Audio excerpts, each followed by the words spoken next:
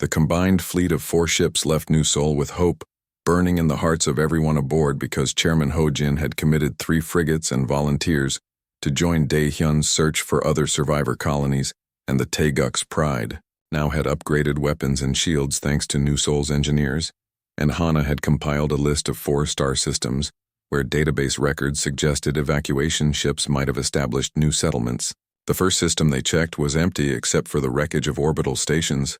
and the radioactive remains of a planet that had been bombarded into lifelessness.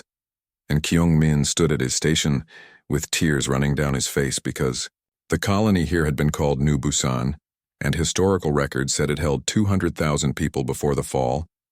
We were too late by 800 years, Jiwoo said quietly as they surveyed the destruction from orbit. Whatever happened here left nothing alive. And the crew held a moment of silence for people they never knew, but who shared their humanity. The second system proved more promising because sensors detected a small settlement on a frozen moon, orbiting a gas giant. And when they made contact, the survivors were terrified at first, thinking the ships were enemy vessels, come to finish what the ancient war started. But Daehyun broadcast recordings from Earth and from New Seoul, and he explained what they were trying to do. And the settlement's leader was a weathered man named Gi-hun, who commanded 4,300 survivors living in underground cities carved from ice. "We have been alone so long we thought humanity existed nowhere else," Gi-hun said during the video call, and his voice shook with emotion. "We have children here who have never seen another human settlement, and we have almost forgotten what it means to be part of something larger than daily survival." And when Daehyun asked if they would join the defense of Earth, the answer came immediately. "We have 2 ships capable of combat and 90 people willing to fight," Gi-hun said with pride. "And we have mining equipment that can be converted into weapons, and we have the determination of people who survived impossible odds." And the fleet gained new strength. The third system held a surprise that changed everything, because when they arrived they found not 1 settlement, but 3 orbital habitats, housing 30,000 survivors, and a partially functional shipyard that drifted in space still manufacturing components from automated systems that had run for centuries. The habitats were governed by a council of 5 leaders, and the head counselor was a sharp-eyed woman named In-soo, who listened to Daehyun's story with careful attention before asking hard questions about strategy and logistics and realistic chances of survival. "You are asking us to abandon safety and join a war that we might lose," In-soo said during the council meeting while Daehyun and his crew stood before them. "You are asking us to risk 30,000 lives on the hope that scattered humans can defeat an enemy that destroyed our empire." And Daehyun did not sugarcoat the truth. "Yes," he said simply. "I am asking you to risk everything because the alternative is waiting here in fear until the enemy finds you anyway, and at least if we fight together, we die as humans who tried rather than victims who hid." And the council members looked at each other. In-soo stood and walked to a viewport showing the shipyard drifting in space. "That facility has been producing ship components for 800 years following the last orders given to it," she said. "We have warehouses full of hull plating and weapon systems and engine parts, but we never had enough people with the knowledge to assemble them into actual warships." And she turned to face Daehyun. "If we join you, we bring 30,000 people, including engineers and technicians and pilots." In-soo continued,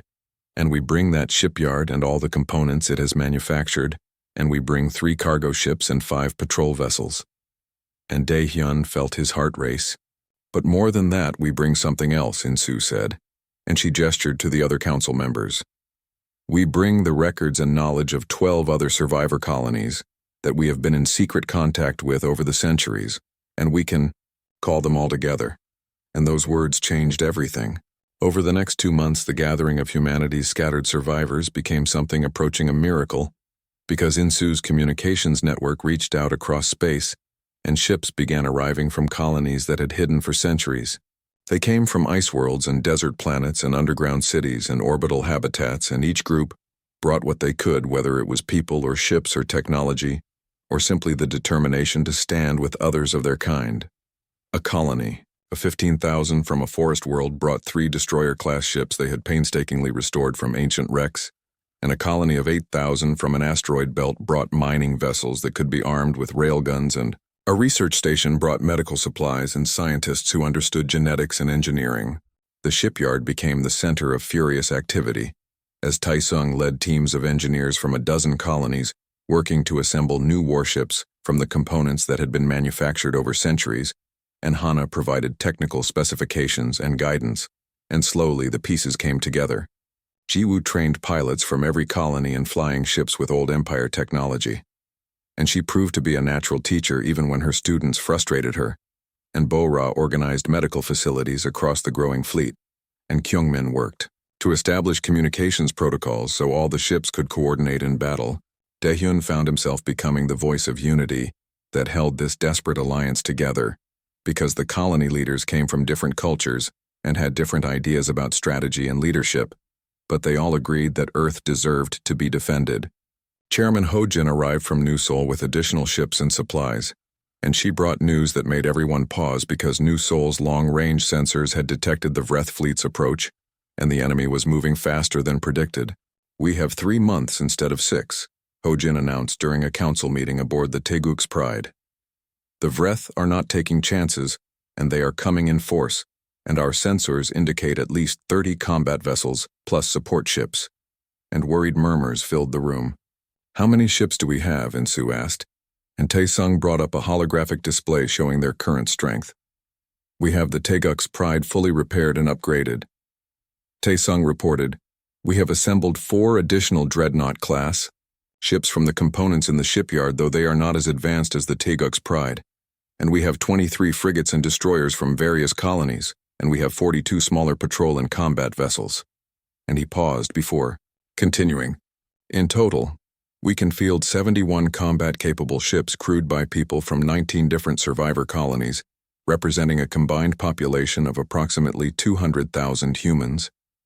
And the numbers sounded impressive until you compared them to the enemy force. "They still outnumber us in capital ships, and their vessels are newer and their crews are experienced warriors," a colony leader named Youngja said with worry. "What chance do we really have against that kind of force?" And many heads nodded in agreement. Daehyun stood from his chair and faced the assembled leaders. "We have one advantage the enemy does not expect," he said. "We have something to fight for that matters more than following orders, and we have the memory of humanity's past achievements. And we have the determination of people who survived 800 years of isolation and hardship."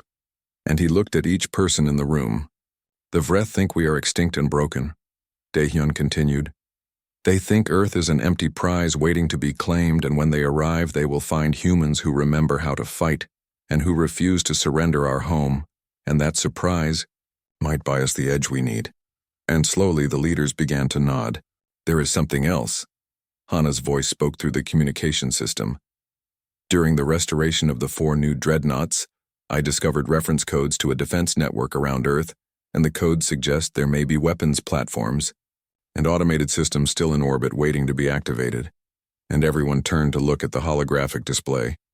"Can we access this network?" Ho-jin asked, and Hana processed the question carefully. "The network requires command authorization from an admiral's code," Hana explained. "And Daehyun possesses that authorization because the Taeguk's Pride recognized him as admiral, and that recognition extends to all systems built during the Empire era." And Daehyun felt the weight of responsibility grow heavier.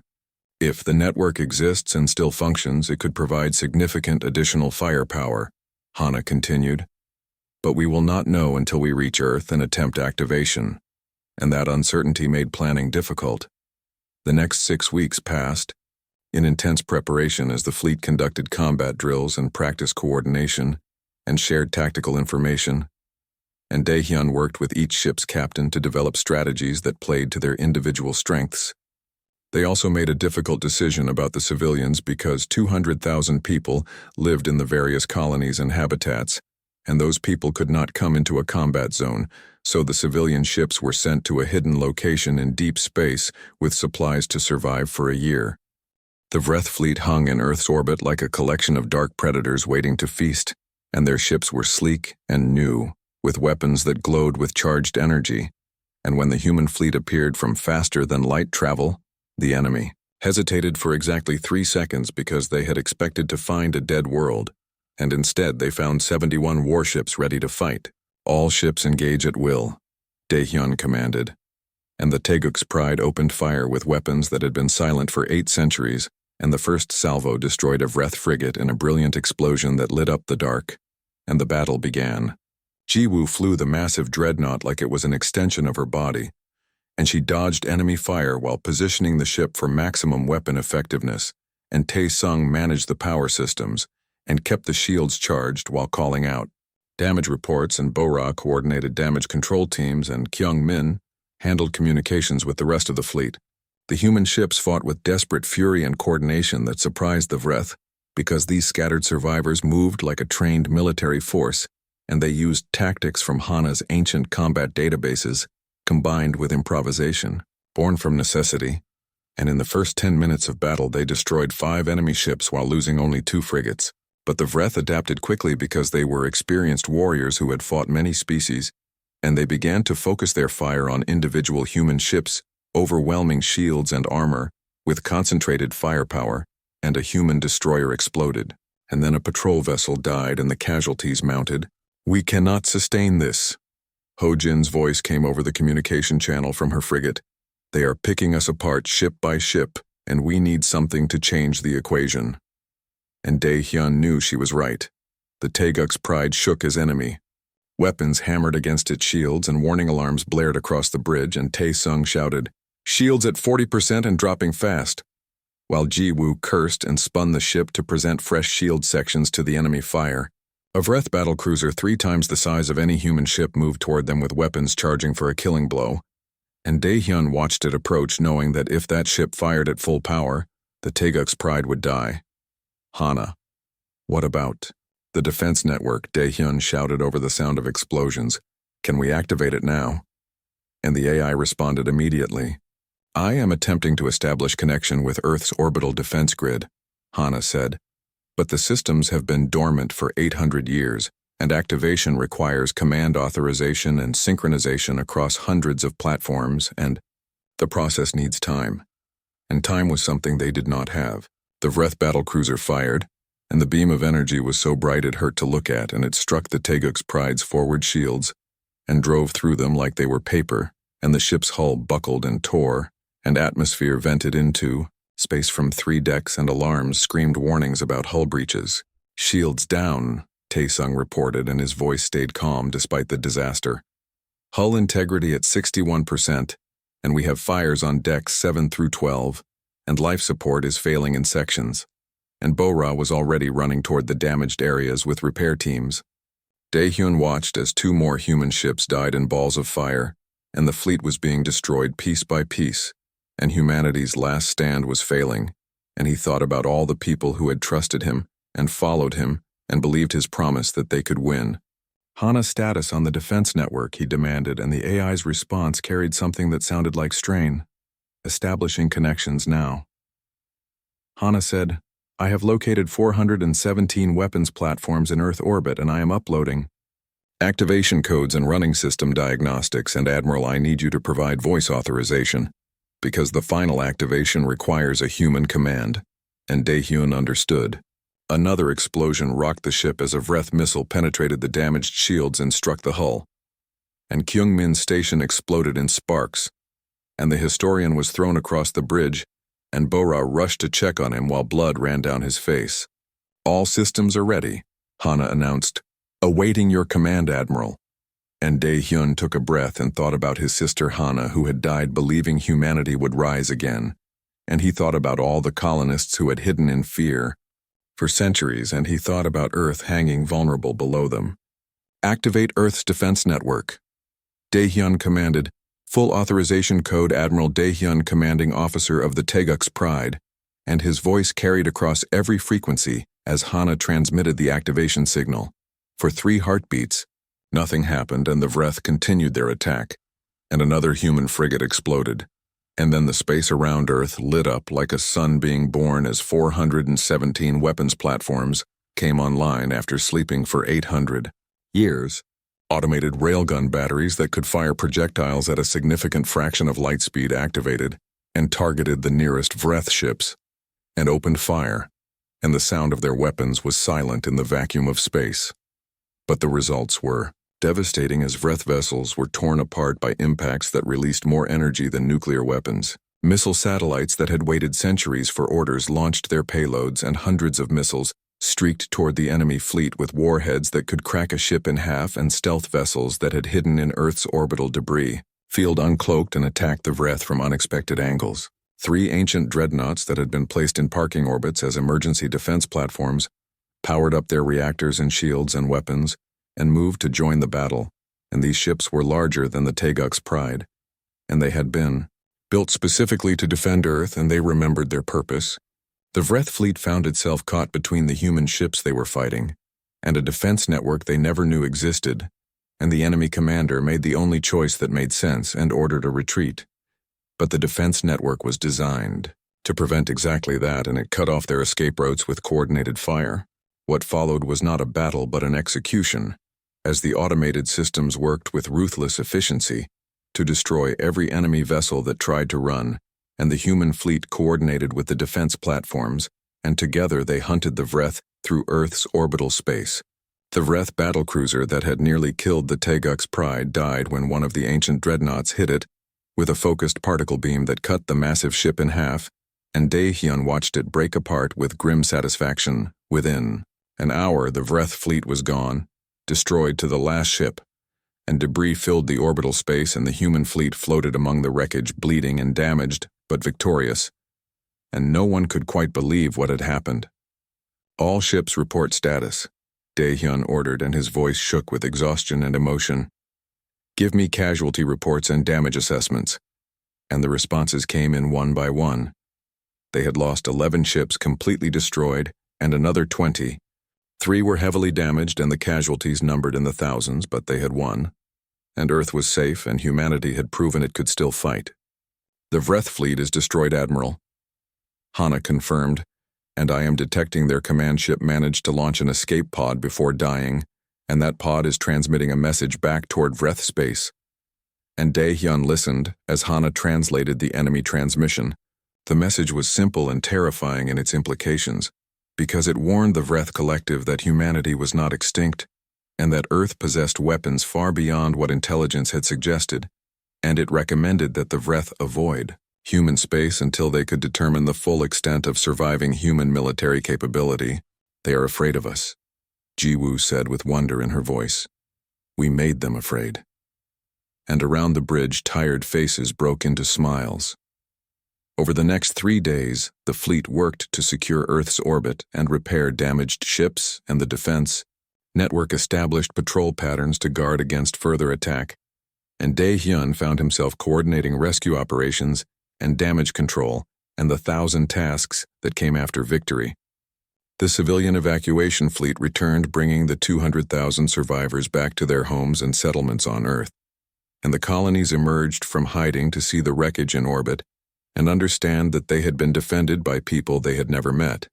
Bora worked around the clock treating wounded crew members and coordinating medical teams, and she saved lives that would have been lost in the old days, before they found the ancient medical technology, and Kyung-min recovered from his injuries, and immediately started documenting everything that had happened. Tae-sung led engineering teams in repairing the Taeguk's Pride, and the damage was extensive but fixable, and the ship would fly again though it needed months of work, and the engineer threw himself into the task with joy, because he was fixing things instead of breaking them. Chairman Ho-jin organized the colony leaders into a provisional government, and they held their first meeting aboard the Taeguk's Pride in a conference room that had witnessed command decisions 800 years ago. The cargo vessel shuddered as Minho fought with the controls, and sparks flew from the damaged console in front of him, and the alarm system screamed warnings that he already knew too well because his ship was dying, and there was nothing he could do except try to reach the Caliph trade station before everything went dark. And he gripped the steering mechanism with both hands, and sweat dripped down his face as the station grew larger in his viewport, and he whispered a prayer to his grandmother's memory, hoping that her luck would carry him through this disaster.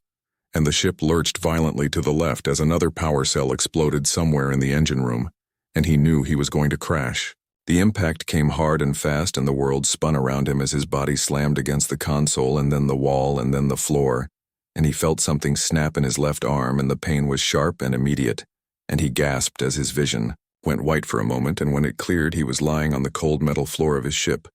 and emergency lights flickered overhead, casting everything in a sickly red glow, and he could hear the hiss of escaping air from somewhere, and he knew he had to move fast before the entire ship lost atmosphere, and he tried to push himself up with his left arm, and immediately collapsed as the bone shifted in a way that bones should never shift. And he looked down at his forearm and saw the unnatural angle and knew it was broken badly. Minho took a deep breath and forced himself to think clearly despite the pain. And he had been through worse than this during his training on Earth, and he knew what he had to do, and he sat up carefully using only his right arm, and he positioned himself against the wall for support. And he looked at his broken arm and assessed the damage. And it was a clean break from what he could tell, and no bone had pierced through the skin, which meant he could set it himself. And he had done this once before when he was younger and fell from a building during a training exercise, and his instructors had watched in amazement as he fixed his own leg and walked away. He grabbed his left wrist with his right hand and took 3 quick breaths to prepare himself, and then he pulled and twisted and pushed the bone back into alignment, and the snap was loud and sickening, and the pain was intense enough to make his vision go dark at the edges, but he held on and kept the bone in place until he felt it settle correctly. And then he used his belt to create a makeshift splint and tied it tight and flexed his fingers carefully. And they moved, which meant no nerve damage, and the pain was already starting to fade to a dull throb. And he knew that in a few hours it would barely hurt at all. And by tomorrow, he would be able to use the arm normally. And that was just how human bodies worked. The door to his ship hissed open, and Minho looked up to see a figure standing in the doorway. And the emergency lights made it hard to see clearly, but he could make out 4 arms and blue skin that seemed to glow faintly in the darkness, and he realized it was one of the Calith Station security officers, and she was staring at him with wide eyes, and her translator device crackled to life, and her voice came through in standard galactic tongue, and she said something about medical emergency, and staying still and help was coming. Hana stepped carefully into the damaged ship, and her training told her to assess the situation and check for survivors, and she had expected to find a dead pilot, or at least one who was dying, because the crash had been severe, and the entire docking bay had shaken from the impact, and she had run here as fast as her legs could carry her. And now she was looking at a human male sitting calmly against the wall, and he was holding his arm, and there was blood on his face, but he was conscious and alert, and that should not be possible given the damage to his ship. She moved closer and activated her medical scanner and pointed it at him, and the device immediately started listing injuries, and she saw broken ribs and internal bruising and a fractured arm and multiple lacerations and possible concussion, and she looked at him in shock because he should be screaming in pain or unconscious or dead. And instead he was watching her with calm brown eyes, and he smiled slightly and said something in his own language, and her translator took a moment to process it and then repeated his words, and he had said that he was fine and just needed a moment to catch his breath. Hana knelt down beside him and reached for his arm to examine the break, and she was trained in emergency medicine for multiple species, and she knew how to stabilize injuries until proper doctors could arrive, and she gently touched his forearm, where the break should be, and she felt the bone, and her eyes widened in disbelief because the bone was aligned perfectly and already starting to knit back together, and she had seen many species heal but never this fast, and she looked at his face and said in a voice filled with confusion and awe that he had set his own bone, and asked how that was possible. Minho looked at the Calith security officer and saw genuine curiosity in her alien features, and he had learned that most species in the galaxy were fragile compared to humans, and they did not heal quickly, and they did not repair themselves, and he had been warned by Earth Command to be careful about revealing human capabilities too quickly,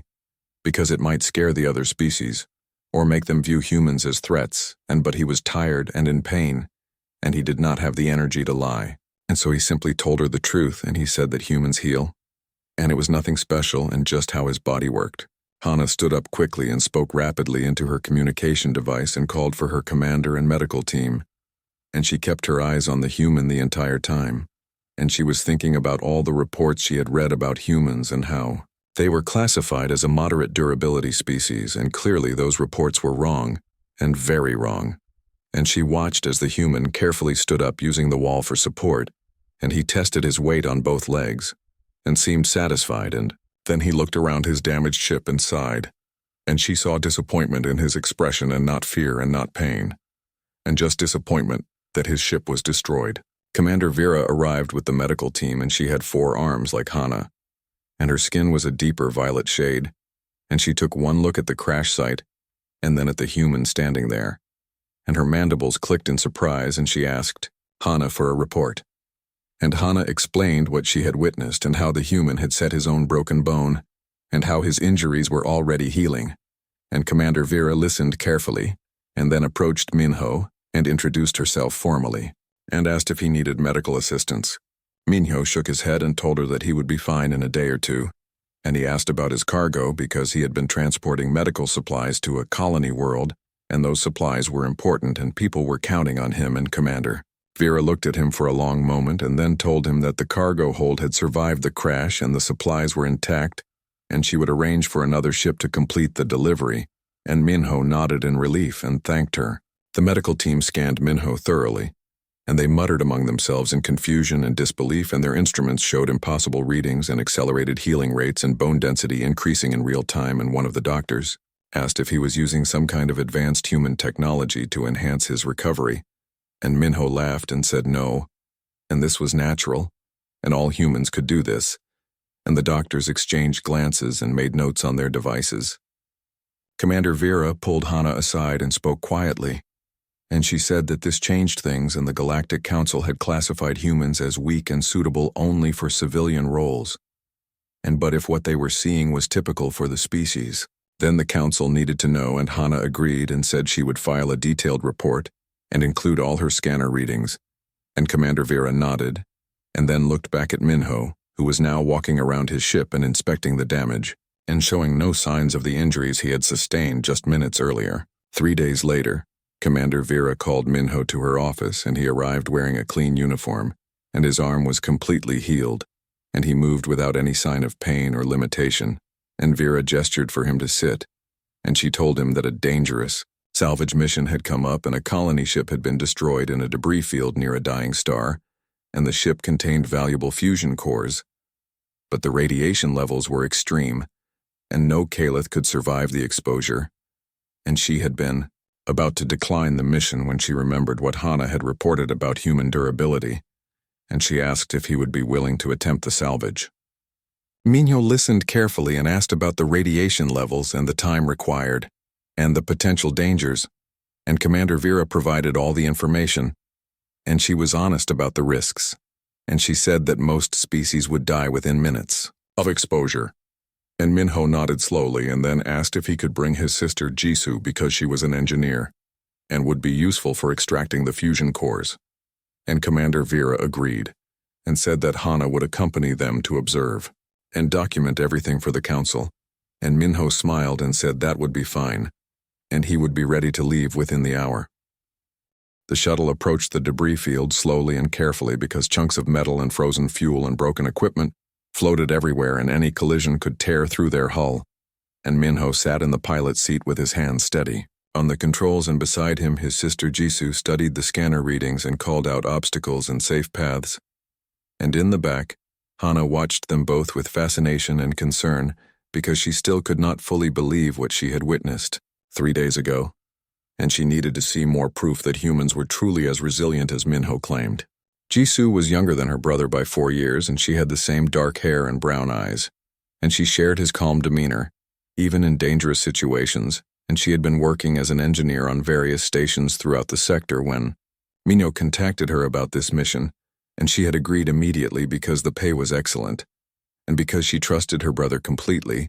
and she knew that if he said something was safe, then it probably was, or at least safe enough for humans, and she pointed at the scanner and told Minho that the colony ship was just ahead, and the radiation signature was stronger than expected. The wreckage came into view, and it was a massive vessel that had been torn apart by some kind of explosion, and the hull was split open in multiple places, and debris formed a cloud around it, and Minho guided the shuttle closer and found a relatively intact section near what had been the engineering deck, and he maneuvered carefully until they were positioned next to a breach in the hull, and he activated the docking clamps, and they locked on with a heavy thunk, and he turned to look at Jisoo and Hana and told them to suit up because it was time to go. Hana put on her protective suit, and it was designed to shield her from radiation for approximately 30 minutes, and after that the exposure would begin causing cellular damage, and within an hour she would be dead, and she checked her suit seals 3 times and verified that her air supply was full, and she watched as Minho and Jisoo put on much lighter suits that seemed to offer minimal protection, and she asked them if they were certain those suits would be adequate, and Minho smiled, and said that the suits were mostly to keep air in, and not radiation out because humans could tolerate radiation fairly well for short periods. They entered the wrecked colony ship through the hull breach, and the interior was dark except for their helmet lights, and everything was silent and cold, and Hana felt a deep sadness looking at the destroyed ship, because thousands of colonists had died here, and their bodies still floated in some sections, and she forced herself to focus on the mission, and followed Minho and Jisoo as they moved through the corridors toward the engineering section, and her radiation detector began clicking faster, and the readings climbed steadily, and she announced the levels every few minutes, and Minho acknowledged her warnings, but showed no concern. Jisoo led them to the fusion core storage, and the heavy doors were sealed but still intact, and she examined the locking mechanism and pulled out her tools and began working on bypassing the security, and Minho stood guard and swept his light across the corridor watching for structural hazards, and Hana monitored her radiation detector, and the clicking was constant now, and the exposure levels were approaching dangerous thresholds, and she told them they had maybe 15 minutes before she would need to return to the shuttle, and Jisoo nodded without looking up from her work and said she would have the doors open in 5 minutes. The doors hissed open and revealed a chamber containing 6 fusion cores, each one the size of a small vehicle, and they glowed with a faint blue light, and Jisoo stepped inside and began examining them and checking which ones were still stable, enough to transport, and Minho helped her connect the portable power units that would keep the cores contained during extraction, and Hana stayed in the doorway and watched, and her suit alarms began beeping because the radiation inside the chamber was significantly higher than in the corridor, and she warned them, but they continued working calmly. A loud metallic groan echoed through the ship, and the floor beneath them shifted slightly, and Hana looked up in alarm and saw cracks forming in the ceiling, and she shouted a warning, and Minho grabbed Jisoo and pulled her backward just as a massive support beam crashed down, and it fell directly where Jisoo had been standing, and dust and debris filled the air. And when it cleared, Hana saw that another beam had fallen across the doorway, and she was trapped on the outside, and Minho and Jisoo were trapped on the inside with the fusion cores. Minho immediately assessed the situation and told Jisoo to continue preparing the cores for transport, and he moved to the fallen beam blocking the doorway and examined it, and the beam was easily 2 tons of solid metal, and it had wedged itself between the floor and ceiling, creating a barrier, and he planted his feet and gripped the beam and began to lift, and his muscles strained and his face contorted with effort, and Hana watched through the gap and told him to stop because it was impossible, and no one could lift that much weight alone. But Minho did not stop, and he pushed harder, and his arms shook and tendons stood out in his neck. And Hana heard a terrible sound, like fabric ripping, and she realized it was the sound of muscle tissue tearing, and Minho grunted in pain but kept lifting, and the beam shifted upward inch by inch, and blood began to seep through his suit at the shoulders where the strain was greatest, and Hana could see on her scanner that his body was damaging itself, and she screamed at him to stop before he killed himself, but he ignored her. The beam lifted high enough to create a gap, and Minho wedged his shoulder under it to hold it in place, and he looked at Hana with eyes that showed pain, but also determination, and he told her to crawl through quickly, and she hesitated because she could see how much agony he was in, and he shouted at her to move, and she dropped to her stomach and crawled through the gap, and as soon as she was clear, Minho let the beam drop, and it crashed down with a thunderous bang, and he collapsed to his knees and gasped for breath. Hana rushed to his side, and her medical training overrode her shock, and she scanned him quickly, and the readings were horrifying, and he had torn muscles in both arms and his shoulders and his back, and he had cracked 3 ribs and possibly damaged his spine, and internal bleeding was evident, and she told him he needed immediate medical attention, and he needed to get back to the shuttle now, and Minho shook his head and said they came here to retrieve the fusion cores, and they were not leaving without them. Jisoo finished securing the last fusion core, and she came over to check on her brother, and she saw the blood on his suit and the way he was breathing in short, careful gasps, and she asked if he was okay, and he nodded and said he would be fine, and she accepted this without question because she had seen him heal from worse injuries, and she told Hana that they needed to move the cores to the shuttle, and Hana looked between them in disbelief, because Minho could barely stand, and yet they were talking about continuing the mission. They worked together to move the fusion cores, and Minho helped despite his injuries, and Hana saw him wince with every movement, and she saw blood spreading across his suit, and she kept insisting that he rest and let her and Jisoo handle the heavy lifting, and he refused and said that time was critical, because the ship structure was failing and they needed to evacuate immediately, and another groan of metal proved his point, and more debris fell from the ceiling. The journey back to the shuttle took twice as long because they were carrying the heavy fusion cores and navigating through unstable corridors, and twice more sections of the ship collapsed around them, and once a piece of sharp metal sliced across Minho's leg and tore through his suit, and Hana saw blood spray out, and she watched in horror as Minho simply pressed his hand against the wound and kept walking,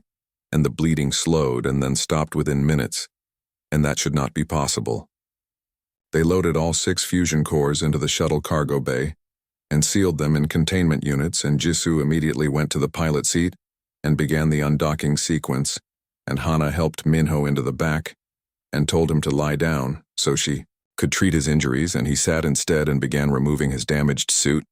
and Hana brought out her medical kit and prepared bandages and surgical supplies, and when Minho's suit was off she gasped because his skin was covered in bruises that were already fading from purple to yellow. The shuttle pulled away from the wreckage and headed back toward the station, and Hana cleaned Minho's wounds and applied regenerative gel that worked on most species, and she wrapped his ribs and immobilized his shoulders, and she gave him medication for the pain, and he accepted it, but she could tell it was more to make her feel useful than because he needed it. And she sat back and watched him and asked how this was possible, and how could his body heal so fast, and was this normal for all humans? Minho leaned his head back against the wall and closed his eyes, and he told her that yes, this was normal, and humans evolved on a dangerous planet, and they had to be tough to survive, and when humans got injured their bodies worked hard to repair the damage, and every time they healed they came back a little bit stronger, and his grandmother used to say that humans grow stronger each time they fall, and Hana listened too. The transport ship carried them across 3 star systems, and Minho sat quietly looking out the viewport at the passing stars, and beside him, Jisoo read technical manuals on her data pad, and across from them sat Do-yoon, who was a Marine from Earth's outer colonies, and he had scars crossing his face and arms, and he had volunteered for this mission because Earth Command had asked for representatives to prove human capabilities to the Galactic Council. And in the cockpit, Dr. Yoonji piloted the ship and occasionally glanced back at her passengers with concern because she knew what waited for them on Praxis 4. Dr. Yoonji was a xenobiologist who had spent 20 years studying alien physiology, and she had seen the medical reports about Minho's salvage mission, and she had reviewed the scanner data showing his accelerated healing, and she had contacted Earth Command immediately and warned them that the Galactic Council might view humans as weapons rather than potential allies,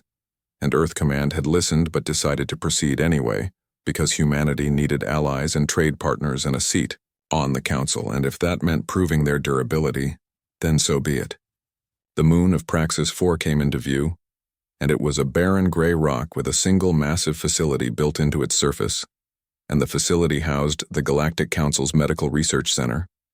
and this was where species were evaluated and classified, and Dr. Yoonji had been here before during her studies, and she knew the tests could be brutal because they were designed to push subjects to their absolute limits, and she guided the transport ship toward the landing pad and felt her stomach twist with worry. They were met by Council Representative Thane, who was an insectoid with 6 limbs and compound eyes that reflected light in strange patterns,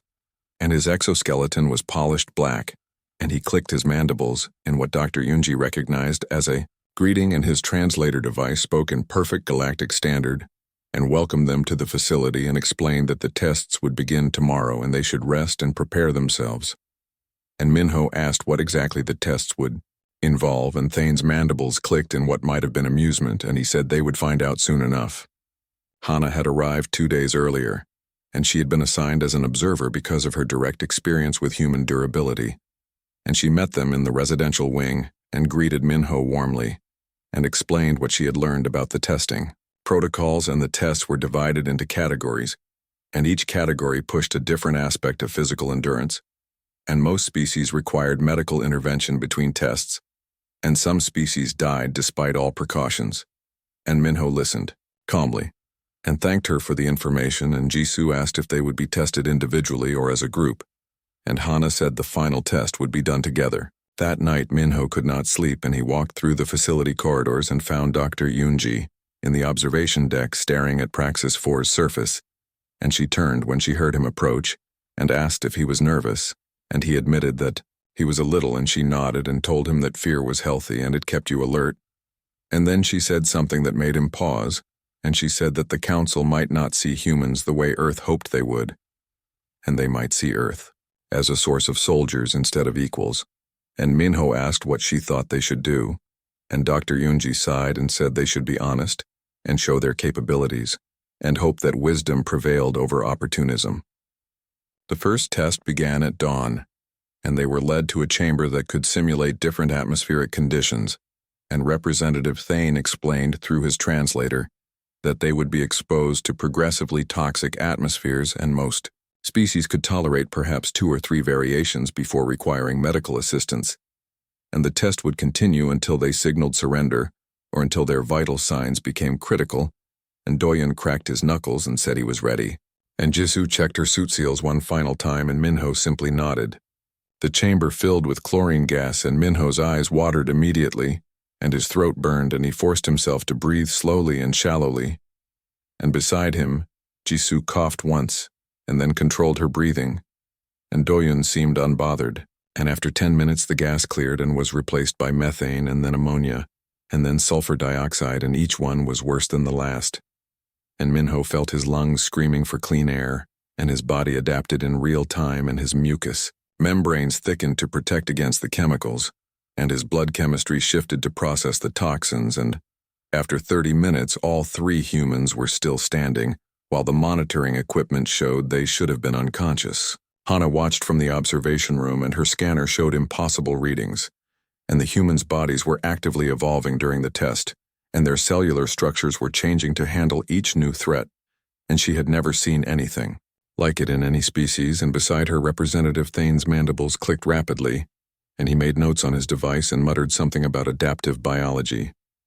The second test involved temperature extremes, and the chamber began at a comfortable room temperature, and then slowly increased, and sweat poured down Minho's face, and his skin turned red, and he felt like he was being cooked alive, and the temperature reached 50 degrees Celsius and then 60, and his vision blurred, and he swayed on his feet,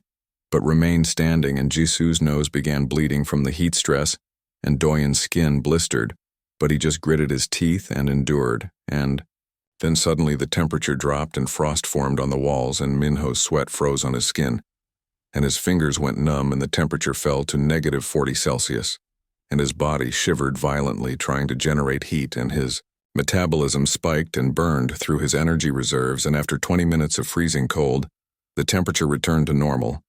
and all 3 humans were still conscious. The third test was gravitational stress, and the chamber's artificial gravity increased gradually, and Minho felt his body growing heavier, and his knees buckled slightly, and he locked his legs and pushed back against the force, and the gravity reached 2 Earth standard and then 3, and his bones creaked under the pressure, and blood pooled in his legs, and his heart worked frantically to pump blood to his brain, and at 4 times Earth gravity, Jisoo collapsed to her knees, and blood vessels burst in her eyes, and Doyen fell to one knee but refused to go down completely. And Minho's vision tunneled, and he tasted copper in his mouth. And then the gravity suddenly cut to 0, and he floated helplessly, and his inner ear screamed in confusion, and nausea overwhelmed him, but he swallowed it down. Between each test, they were given 30 minutes to recover, and Dr. Yoonji checked their vital signs and administered fluids. And she looked at them with a mixture of pride and horror, because they were pushing themselves beyond safe limits. And she could see the toll on their bodies, but she also saw them healing and recovering faster than should be possible, and she wanted to stop the tests. But she knew that would mean failure, and Earth would lose its chance at Council membership. The fourth test was sensory deprivation, and they were placed in separate isolation chambers with no light and no sound and no temperature sensation, and Minho floated in absolute darkness and silence, and time lost all meaning, and he could not tell if minutes or hours had passed, and his mind began to drift, and he thought about his grandmother and remembered her stories about humans who survived impossible situations through sheer will. And he held on to those memories and used them as an anchor. And when the chamber finally opened, he learned that 6 hours had passed and most species could not endure more than 2 hours without experiencing psychological breakdown. The final test was announced, and Representative Thane explained that they would face all previous stresses simultaneously in a single chamber and toxic atmosphere and temperature extremes and high gravity, and this test had never been survived by any species for more than 10 minutes, and the record was held by a Thorian warrior who lasted 12 minutes before dying, and Thane asked if they wished to proceed, and Minho looked at Jisoo and Doyun, and they both nodded, and Minho told Thane they were ready. They entered the chamber together, and immediately the conditions became hellish and poisonous. Gas filled the air while the temperature swung wildly and gravity increased to crushing levels, and Minho fell to his hands and knees and his arms shook, trying to support his weight, and beside him Jisoo gasped for air and her lips turned blue, and Doyun's nose streamed blood and his skin blistered and froze and blistered again, and Minho's vision went dark at the edges, and he heard his heart hammering in his chest, and every cell in his body screamed for relief, but he refused to quit. Hana watched the timer, and 10 minutes passed, and all 3 humans were still moving, and Representative Thane leaned forward in his seat, and his mandibles clicked excitedly, and 12 minutes passed, and they broke the record, and 15 minutes, and Minho raised his head and looked directly at the observation window, and Hana saw defiance in his eyes, and 20 minutes, and Jisoo crawled forward inch by inch, and Doyun pushed himself up on one arm, and at 25 minutes Representative Thane ordered the test stopped because they had proven their point beyond any doubt.